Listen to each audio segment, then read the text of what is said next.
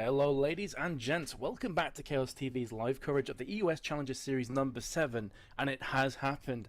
The Kings have been dethroned just for the one game. Heimerdingers Colossi, after winning the last 18 games in a row in the EUS Challenger Series, have been pipped to the post by Giants. However, this best of 3 stands at a 1-1. It's all even. The question on my mind, Spud, is can Heimerdingers Colossi bounce back from that defeat? It's going to be interesting. There's a lot of psychology at play now, because like I said earlier, they've been on a winning streak for an incredibly long time. That actually really plays into it. If you then end up losing a game, problems among teams, common problems like, you know, just arguing, backbiting, that do actually occur with pretty much every team ever, they tend to disappear if you're on a very long win streak, and that can come up again very suddenly and boil over. But I wouldn't bet on that kind of thing happening with Heimerdingers Colossi. They do seem like a fairly solid team. They work very well together in the game, at least. But it's going to be interesting to see if they can come back into this series. That is, they are in theory on equal terms, and it's going to be just one deciding game, but who knows? Yeah, very good point. One thing I would say is that some of Heimerdingers Colossi's personalities, I don't think they deal very well with defeat. We've seen this in the past, heard some things as well, whereby it may not all be smooth sailing when they start losing games. So again, I'm curious, are they going to push that self-destruct button?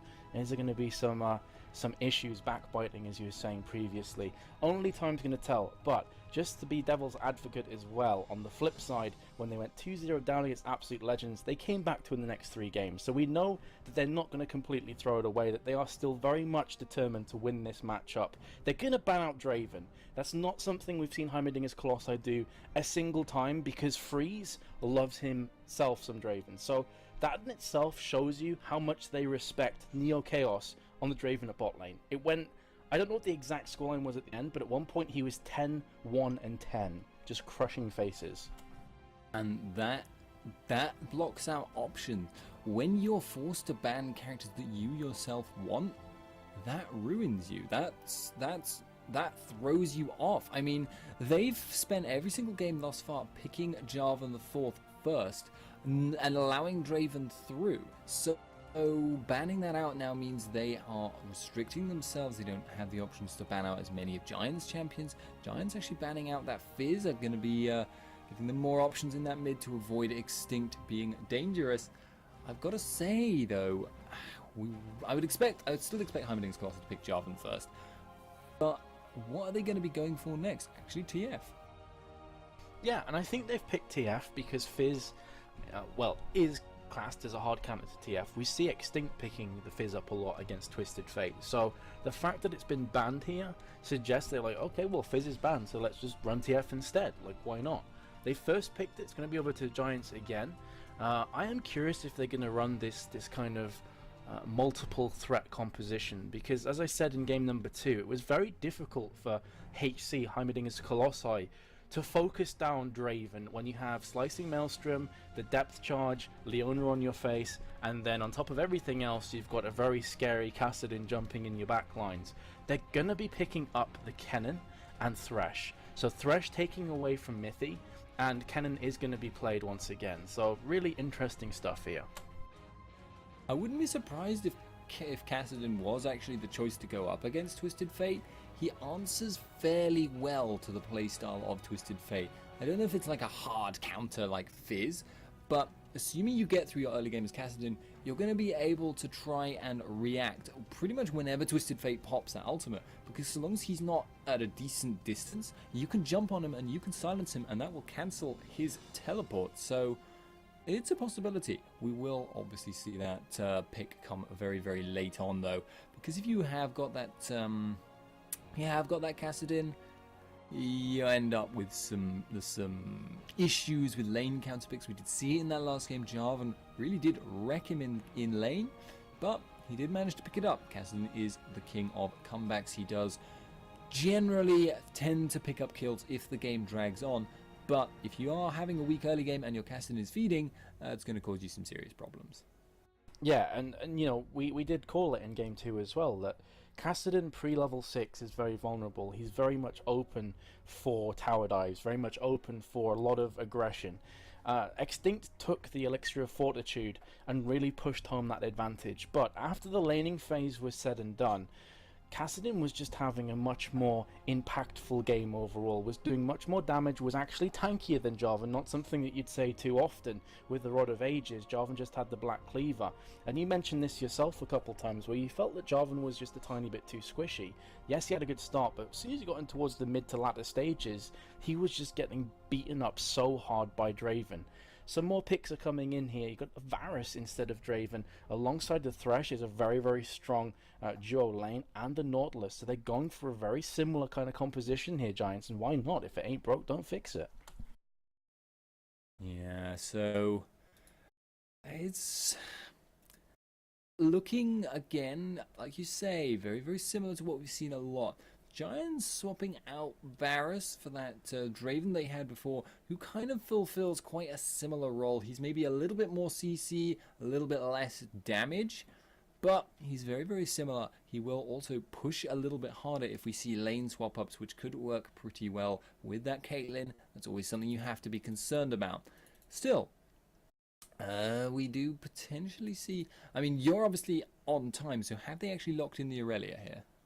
No, they switched over to Kha'Zix, and we've seen Yamato Cannon playing Kha'Zix before in the tournament. He plays a very strong Kha'Zix.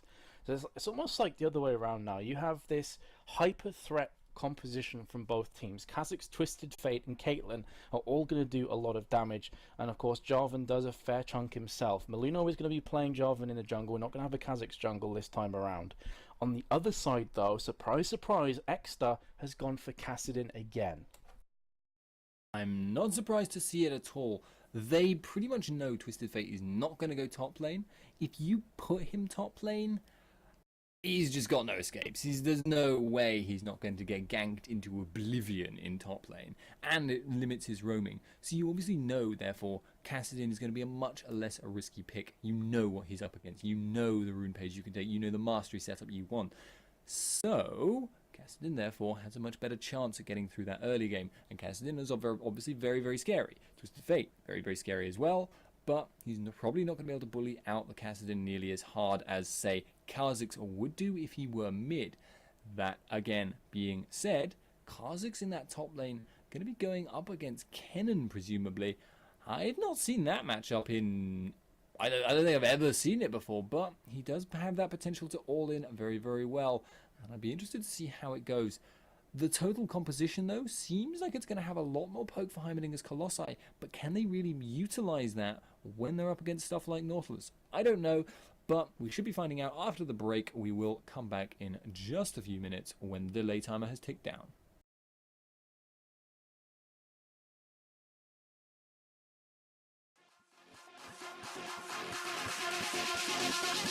I'm addicted to you.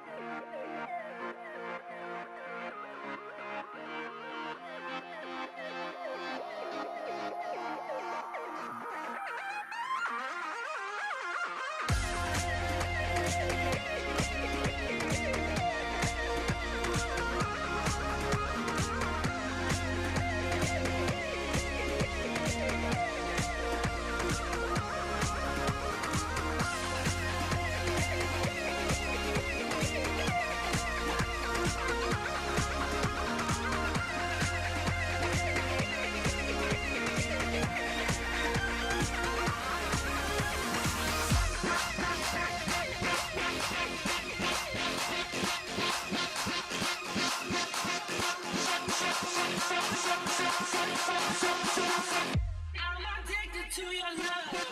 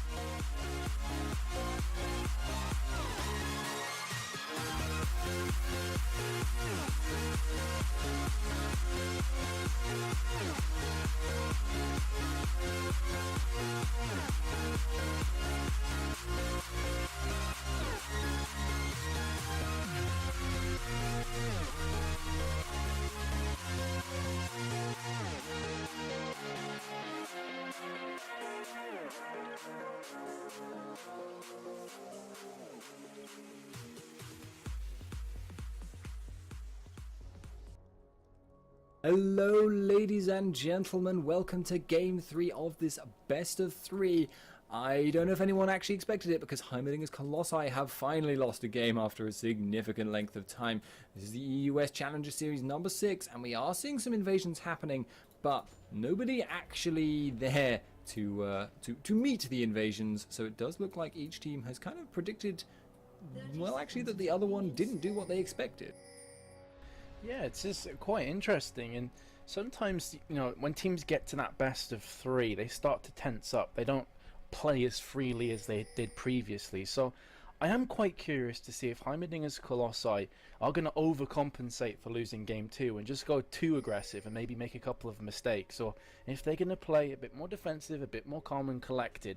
Either way, we are roaring into this game, 1 minute 30 on the board already, and I'm really looking forward to this, but I want to see how Heimerdingers Colossi cope with a bit of pressure, because we said before they're on an 18 game winning spree.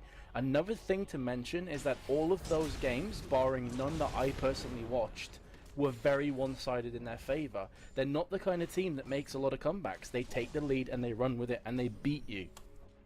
Yeah, they just haven't had to cope with losing, as we said it multiple times now. More than going to be starting. Cat, please.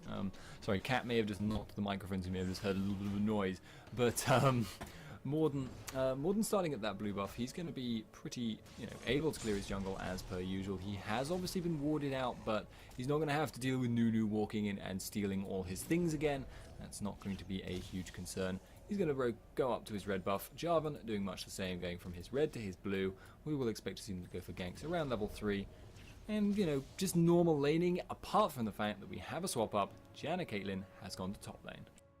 Yes, which is going to leave Yamato Cannon on Kha'Zix facing off against Neo Chaos and also Tremnek, who will be running Varus and Thresh respectively.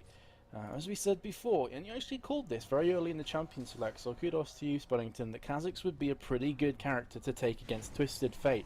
How are you expecting to see this one work out? Is it going to be a case that level 6 all bets are off and the roaming phase begins? It's going to be very much dependent on who is on high health and high mana and who has shot at what time. And that in turn is going to be related to when the junglers have ganked in the laning phase.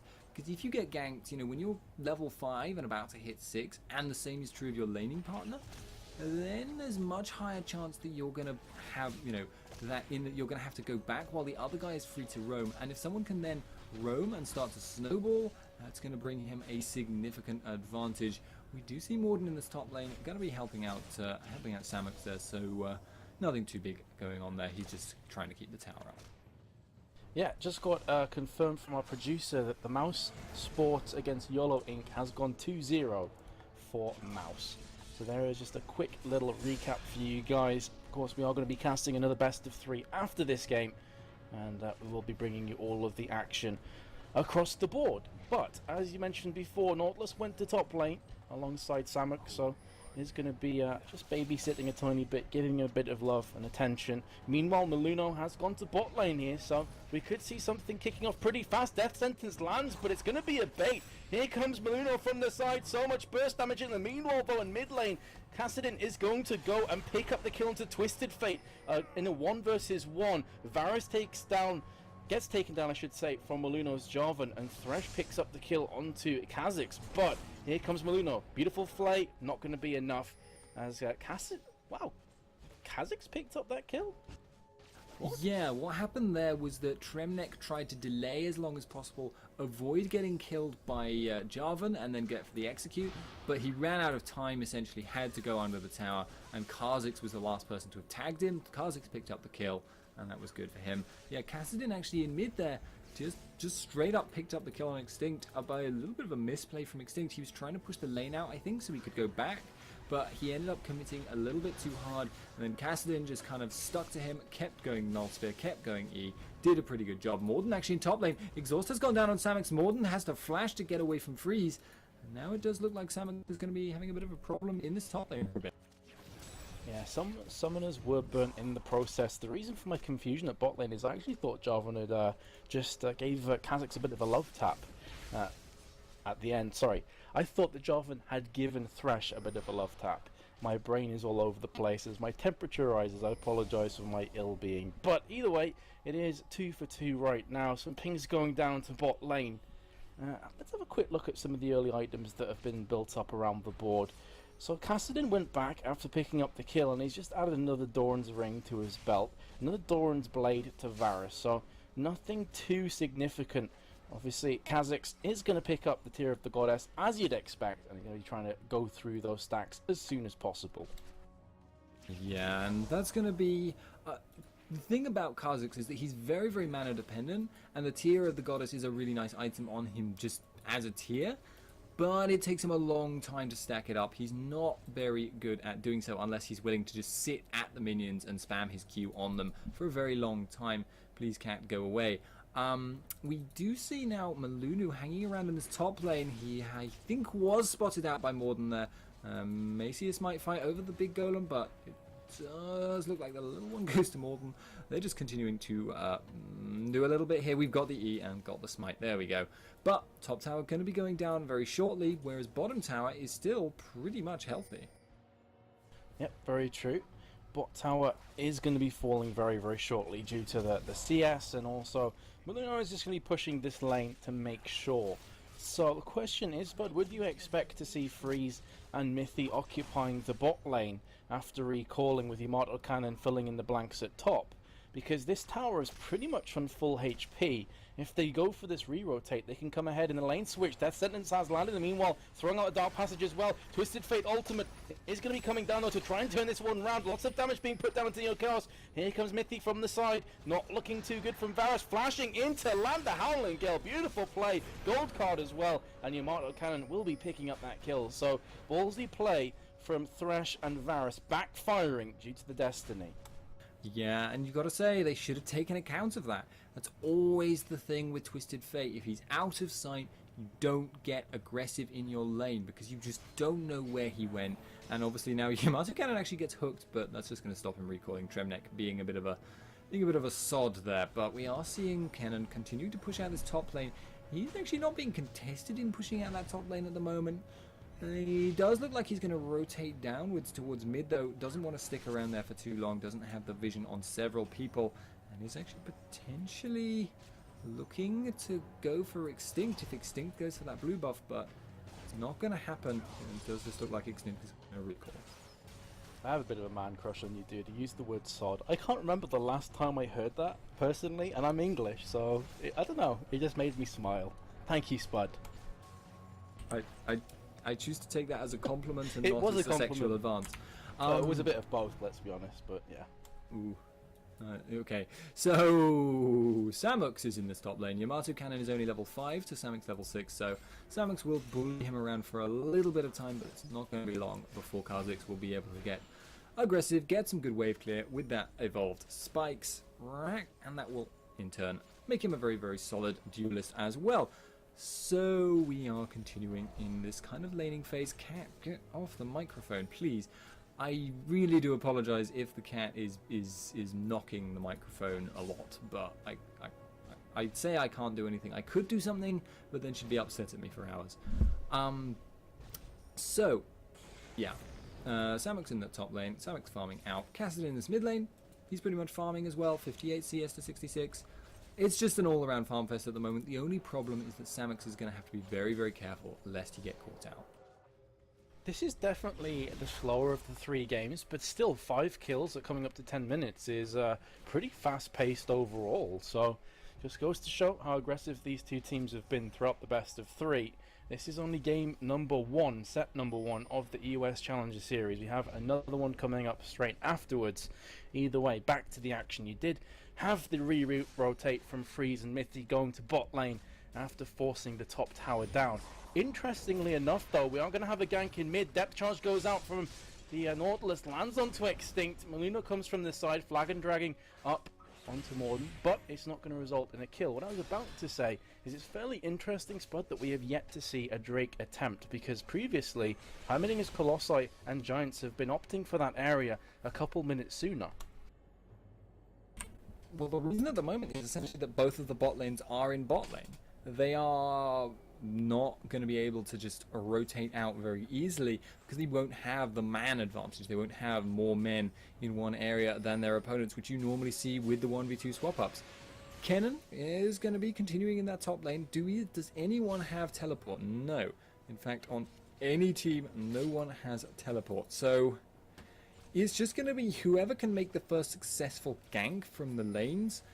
Malunu is heading towards that bottom lane, and by successful I don't mean kills, I mean gets them low, gets them in a position where they are no longer able to respond if a dragon attempt happens. And if it goes on long enough, there is a serious risk that Twisted Fate may actually gank top lane. There's a serious risk that they could actually just start to go for things like 4-man dives on that bottom lane from Giants. That is a serious risk.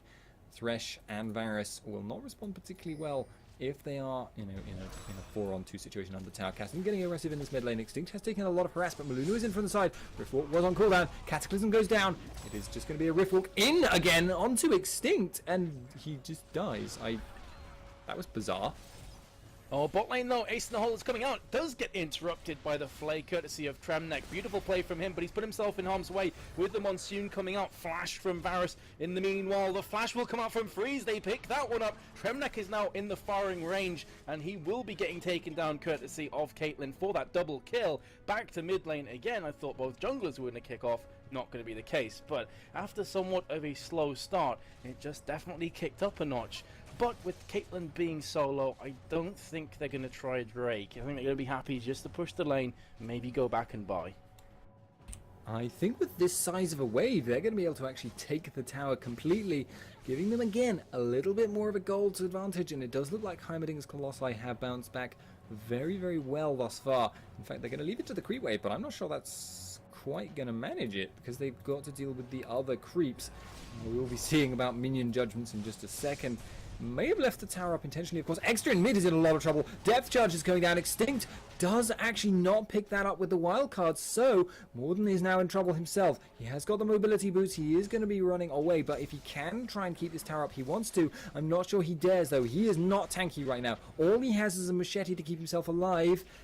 I don't know if he can do this. There are the wild cards. We have got the continued push in from Extinct. He's going to just try and get in there to try and clear the waves. But if he gets stunned out, he could be in a lot of trouble. It does look like it's just going to go down. It does look like the continued tower pushing from Heimerdingers Colossi is going to continue buying them advantages. And at the moment, they're just pressuring in everywhere. Yeah, early Bloodthirster as well from Caitlyn, so looking pretty precarious. Destiny comes down from Twisted Fate. They know that Neo Chaos' flash is down. Dark Passage comes through, though, and it's going to come good. But Ace in the Hole is going to get blocked off. Good guy Thresh, and that will hold off that onslaught. So 2 ultimates were actually popped in the process. But as you said previously, if you get them low enough, that is going to be at least a tower, and more than likely a Drake afterwards. Hold that thought for a second, though. We could be seeing a big team fight kicking off with Morden taking point. But, yeah, it's going to force everybody away, and that's pretty much going to be the end of that one. Tower did go down, though. Yeah, and there's an interesting thing item-wise that I'm just noticing. We've got the Merc Treads on Extinct, so he's obviously very scared about the possibility that Exter will be trying to delete him in these fights. Exter did actually just use his Riftwalk to farm. He has been slowed down, but I think the cooldown should be short enough. He's going to be able to get out if he wants.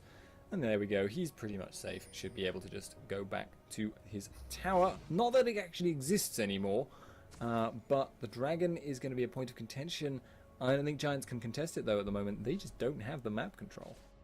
Yeah, and going back to the Mercury Treads build, it's a very smart pickup because look at Kennen, he's AP. You've got double AP comp with Nautilus, who also does AP damage, Varus, who does a fair chunk of AP damage with his Blighted Quiver, and Thresh is even going to be throwing in some AP with good measure off his passive, picking up the soul. So Merc Treads does make a lot of sense. I wouldn't be too surprised to see a Runic Bulwark being rushed off fairly quickly as well, on top of everything else from Maluno's Jarvan. But the Drake has gone down while I was talking for free, and that is going to be a 4.4k gold advantage for Heimerdingers Colossi. 3 towers to 0 and a Drake to boot. So we were mentioning before, Spud both interested. Can they come back from this? Can they bounce back? Answer, a resounding yes. They've started off very, very well. Yeah, and though they are now running out of easy objectives to force, they have a lot of picking potential this time, which is something they did not have last game. They have the potential to catch someone out. You know, if they have Kha'Zix continue to split push top, Samux is forced to react to him, he goes top lane, and then suddenly Twisted Fate ports in, that's going to be a huge problem. He's not going to be able to escape from both of those highly bursty characters, and that could become a serious problem. If they aren't allowed to dictate the pace, Giants may have some problems here. Extra actually taking a lot of damage in mid, has Rift walked out. Luna comes in, but the Morden gets spotted out with the ward, so nothing's going to come of it.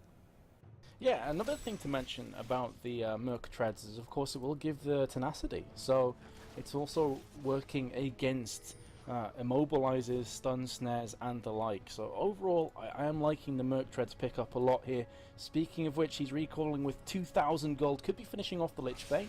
Not too sure what he's going to go for first. Yes, he will take the Lich Bane, and that's going to be just fine and dandy with that. So again, Heimerdingers Colossi are looking strong here. Giants are by no means out of this game, but so many towers behind. It's going to start to get to that point where Heimerdingers Colossi love it, where they can just camp in Giants jungle, steal all of their camps away from them and the buffs, and start to put pressure on Baron and Drake. It's really important that Giants do not allow them to keep bullying, because Heimerdingers Colossi do not lose from this kind of a position. Yeah, and it does look like Twisted Fate is heading in towards that top lane. He has been spotted out. He's going to have to flash over the wall. And that's a much shorter cooldown. Yamato Cannon is actually still chasing. Flash over the wall. They've got the stun. They've got the Q. Is Samus going to be able to keep himself alive? No, he's not. The Ignite is not enough to turn it around either. So that's, again, exactly what I said. The problem he's going to have to face is Kha'Zix will split push, and then Extinct will capitalize with a free kill. Yamato Cannon actually now on Neo Chaos. The stun card goes down, and it's another free kill for no reason. Wow. I'm not sure what Neo Chaos was doing. A superb second game. A really awesome second game on Draven, but that was a mistake. He's now 0-4. Mid lane is also being pressured from Mithy, Freeze, and Maluno. So they are split pushing this one with a vengeance. Top tower's gone down, and Lich Bane is such a good item on Twisted Fate for pushing towers. It's the reason a lot of TFs will pick it up, because of course the proc will do additional damage. So he's going to cut through towers so ridiculously quick, and in the blink of an eye, a couple kills picked up and a couple more towers picked up. 5-0. And what I was saying before is they're going to get to that stage where they're going to camp in Giants jungle. Well, by picking up the second tier mid and top towers, it's going to make it just that much easier. Yeah, so the question is, what can Giants do about that? At the moment, they're having a lot of problems just because they, again, are not dictating the pace of the game. Twisted Fate is actually potentially in problems here. There's quite a lot of pings going down on him there. And I do kind of wonder whether they know that Exter might go for this. He's actually not going to choose to do so. Not going to choose to go for that kill. But they need to put pushing pressure down. The problem is they don't have anyone with teleport. If they had Kassadin with teleport this game, that would suit them really well. But they do still have that mobility. They need to be doing essentially what Twisted Fate is doing, but with Kassadin.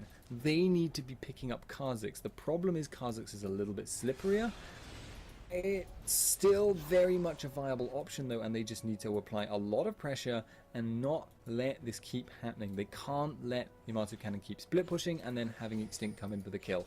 If that keeps happening, they're going to lose, and there's just no way around it if that is allowed to continue. Just look at the difference though in AD builds right now. Varus does not even have his Blade of the Ruined King, whereas you've got a Bloodthirster on max stacks with a Last Whisper. It's going to be cutting through everybody. Extra's trying to make a play happen, flashing with the Riftwalk into the midst. Chain of Corruption's been popped as well. Beautiful Monsoon. In the meantime, Mason Hall comes out, does land towards Kremnek, will be picking up the kill courtesy of Kassadin. Dredge line is going to be landing on Extinct alongside the depth charge, but here comes Yamato Cannon. Can he start to get these resets? Double kill for Kassadin. This is looking pretty good for Giants right now. They've picked up a 3 for 2 out of nowhere, and now Samux is chasing down. One of the biggest problems is that, you know, Maluno just simply wasn't playing a part in the team fight. We've been talking about how Giants need to stop this onslaught. Well, that's one way to do it. Just crush the opposition. And again, it was a pick. It was something that was started off, I think there by Kassadin, able to get the fight to happen in his favor.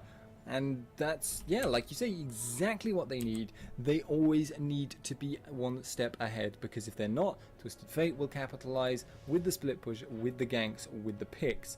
But again, it's just going to be difficult for them to continue to get that, because Heimerdingers Colossi will get a little bit more cautious. They will get more ward coverage as the game goes on as well.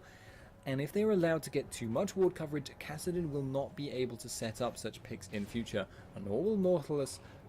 But again, there's always the possibility, and they are maybe going to come back into this, and that did help Varus out significantly on the gold. Yes, and the double kill going to Kassadin, that's only going to spell good news for him, but still have to mention that even with that 3 for 2 trade, they're still a long way behind on gold. They're still a long way behind on global objectives and map vision. And here comes Nautilus though onto Maluno.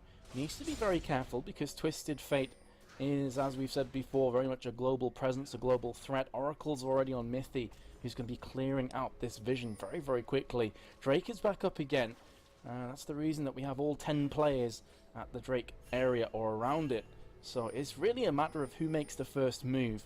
I think that Giants could potentially get caught if they're not careful. With Mithy clearing all the wards, they're going to be tempted to try and have a look at Drake to see if Heimerdingers Colossi are taking it down, and in doing so they could catch themselves a flag and drag or a gold card courtesy of Extinct. So this is really just teetering on a knife's edge, with neither team really wanting to fully commit. Yeah, but what you're going to see now is the split push coming out from Extinct. He knows he can just teleport in, and now the onus is on the team which is behind to make the engagement happen. If you're on the defensive, that's an advantage. Morden is coming in. He's heading towards that dragon. We've got the stun card locked in. Freeze has been locked down. We've got the follow-up from Samux, but I'm not sure it's going to be enough. They do actually take someone out instantly there. Maluno is jumping in. He's got the Cataclysm down on 4, but I don't know if he's going to be able to take anyone out. The rest of his team is able to do naught but poke, and now Extra is going to be following Extinct. There's no way he's going to get away. He's just buying time, I think, in order for that Yamato Cannon to get out. He may pick up the kill though. He does actually get one, and now we've got the attack from Yamato Cannon as well. Cat, please go away. Extra gets picked up by Yamato Cannon, and that's actually ended up being a surprisingly poor trade for Giants after that fight started so well for them. The poke from the wildcards courtesy of Extinct was just ridiculous though. He was landing shots here, there and everywhere onto Morden, who very nearly died actually previously. A really nice monsoon on top of that from Janna to push everybody away. So again, props to Mithy for making that play happen. At the end of it all, when it's said and done, it was a 3 for 3 trade, but as you called while you were casting, it looked like it could have been a landslide victory for Giants, slicing Maelstrom on top of pretty much everybody. But the Cataclysm as well coming in from a Maluno was just beautiful. It locked down 4 players, allowed Twisted Fate free access to land wild cards. They couldn't dodge, they couldn't move, and he actually picked up a kill while they were stuck in the Cataclysm. 3 for 3 trade. I have to say though, those kind of trades are pretty much just going to be content for Heimerdingers Colossi, because they're not losing any ground as a result of it. They're not losing towers, and that's the one thing they have in spades. 5-0 above Giants. Yeah, they also picked up the dragon there, so that's giving them the global gold advantage. That's secured their lead a little bit more, but what we are seeing here is that Giants have the potential to win these fights in spite of large goal differences. Exeter is now in top lane. If he knew Extinct was there, Extinct would probably be dead. But it's not going to happen. It does look like Extinct gets away with his life today. Has locked in the stun card, so he's thinking they might try and circle around for him. Does look like they're just going to back off. The push is coming in from Heimerdingers Colossi. They are on this bot tower. It is going to go down, and I don't think anyone is going to get there to contest it. Just another free tower from Heimerdingers Colossi. Good positioning, good play. Yeah, and that's going to be all the outer towers now down. Only inhib towers stand. So you look at the flip side, every single tower is still on the board for Heimerdingers Colossi. Top around 50% HP, bottom likewise, mid full. So there's not even an easy quick tower to go ahead and tank. They're going to have to properly commit to pushing a lane, and in doing so they're going to leave themselves open to the ridiculous burst damage of Yamato Cannon, who's now on 4 for 2 with a Black Cleaver and 500 stacks on his Mana Moon, so nearly going to have the Mirror Mana. And when he picks up the Last Whisper as well, it's going to be sad, sad times, alongside Twisted Fate, who now has his Zoni's Hourglass. So we've seen this from people like Reginald and Messiah, who are going to pop in with the Destiny, and then if they're going to go really ballsy, then pop the Zoni's Hourglass afterwards. Speaking of ballsy, here comes Maluno from the side. That's going to be a very dead cannon. So Samux, his ultimate really wasn't that useful. It was popped, but just before he died. So already they're at a disadvantage, 4 versus 5. Very much high health points on everybody. Exeter comes in to focus the Janna. In doing so, he puts himself in harm's way, but is able to escape. But look at that Lichbane doing work on mid tower. They're going back in again, more than taking point, but so much poke coming onto his back. And again, that's going to be them just taking down another free tower, and it's just ridiculous how well Heimerdingers Colossi utilized their advantages. Yeah, that free pickup there on Kennen was really, really good. Malunu this time is very, very tanky. He just jumped on Kennen, tanked him, didn't really care, and Kennen does not yet have his Zonyas. And that is why he was able to do that. That is why he was able to pick up that free kill. And again, that is now really bad for Giants. They've lost that inhib. They now have the problem with the pressure that comes out from super minions. And we say this time in, time out. But it also pushes the other lanes naturally. You get the health buff on all the creeps on the game. And that's just really hard to deal with. There's going to be Heimerdingers Colossi able to push in, Baron, able to push in for top or mid, and they've demonstrated they are now capable of tanking those towers. They have great shields on their composition. It's looking very, very scary. I'm not sure Giants can come back against this. Yeah, I would definitely agree with that assessment, that it is going to take massive, massive amounts of throws for Heimerdingers Colossi to lose this game. Look at the goal difference, 11k, 7-0. So much map control from Heimerdingers Colossi, and they have kills in the right people. 3-1 Caitlyn, 4-3 Twisted Fate, 5-2 Kha'Zix. There is nobody on their team right now that is weak or under kind of damaging the opposition. Whereas if you look on the side of Giants, it doesn't read as well. Varus 1-5. Yes, he has a Last Whisper and Blade of the Ruined King, but he's facing off against a Caitlyn that is an item or two above him and just completely surpassing him in raw damage output. So it's one of those kind of stages where you're looking at Giants and you're thinking, well, how can they bring this back? Spud, we said it before, and you mentioned as well on Drake, that even though they were a lot of gold behind, they still nearly won the team fight convincingly. Is it a case that they just have to make their composition work to its fullest extent, or have they already gone too far behind in your opinion? There's a couple of options available to them. One of them is obviously that they try and stall this out for as long as possible. The risk there is always Baron. The risk there is they could end up losing that Baron. The other strategy they can try and take is to go for, picks here, and we are actually seeing Heimerdingers Colossi starting off the Baron. So with that 2-man, are they able to do that?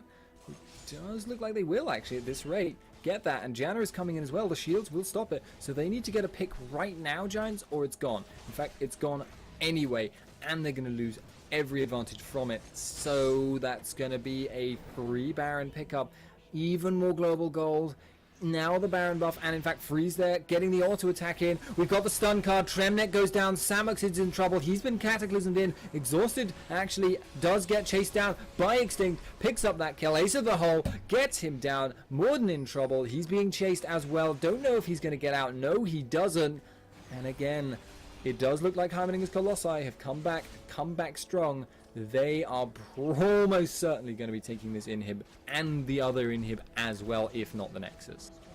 Yeah, that's going to be the GG unless something miraculous happens from Giants. That is. Oh, there you go. GG comes in, the surrender vote as well. So yeah, that was one of those kind of games where Giants had not necessarily the best of stuff, but it was still looking possible, especially around Drake. There were a lot of gold behind. They managed to get their combo off. Box, Slicing Maelstrom, Nautilus, and then Varus on top of it was a lot of damage. But the problem is that they were consistently losing towers. They were hemorrhaging towers, hemorrhaging map presence and control, and Heimerdingers Colossi did not give up.